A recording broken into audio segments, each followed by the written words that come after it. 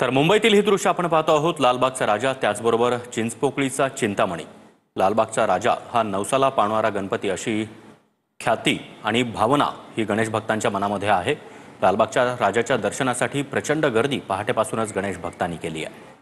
तर पुण्यामध्ये देखील आता मानाच्या गणपतींची प्राणप्रतिष्ठा पार पडते आहे। त्याचबरोबर दगडूशेठ हलवाई गणपतीची मिरवणूक देखील, आगमन मिरवणूक आता थोड्याच वेळात निघणार आहे।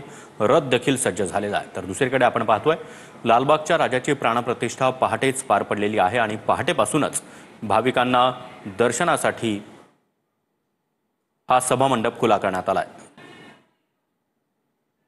तर लालबागच्या राजाच्या मुखदर्शनाची त्याचबरोबर चरण स्पर्शाची रांग प्रचंड प्रमाणामध्ये भाविकांनी गर्दी केलेली आहे। चिंतामणीच्या चिंचपोकळी गणपती मंडपातून निवृत्ती बाबर आपल्यासोबत जोडले गेलेले आहेत। निवृत्ती, चिंतामणीच्या दर्शनासाठी प्रचंड गर्दी आपल्याला पाहायला मिळते। संभाजीराजेंच्या आकारातील स्वरूपातील ही गणेश मूर्ती आकर्षणाचा केंद्रबिंदू ठरते।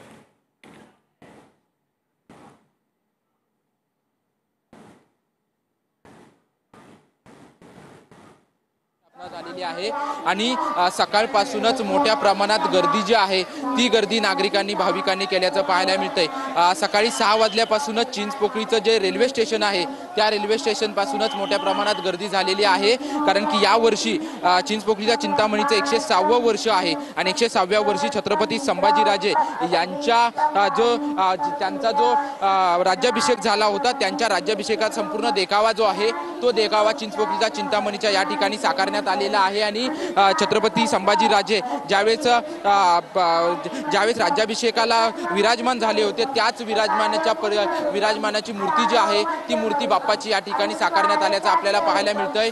खरं तर लालबाग परिसरामध्ये सकाळपासूनच मोठ्या प्रमाणात गर्दी भाविकांनी केलेली आहे।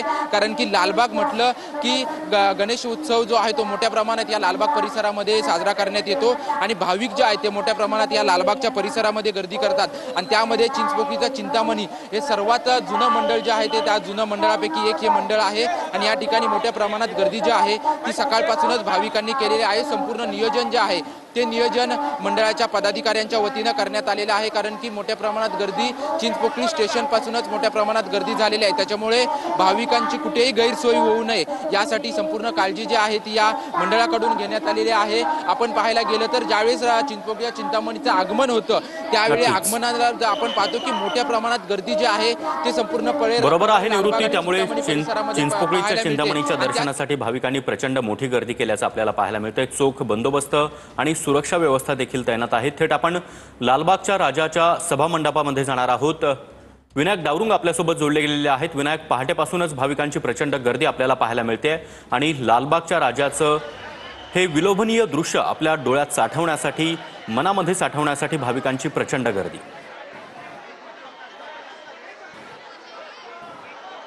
सागर, बरोबर आहे। हजारो भक्तांचं असं श्रद्धास्थान असलेलं लालबागचा राजा आपण जर पाहिलं तर थेट दृश्य पाहू शकतो। मोठी गर्दी लालबागच्या राजाच्या चरणी भक्तांची झालेली आपल्याला दिसून येते।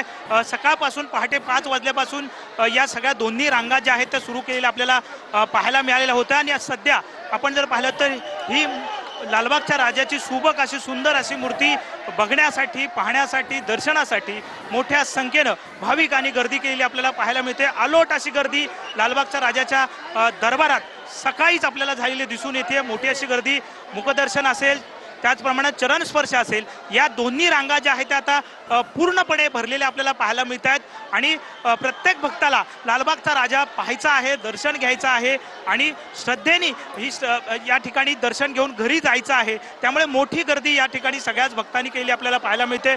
चोख बंदोबस्त लालबागचा राजाच्या चरणी असल्या आपल्याला पाहायला मिळतंय।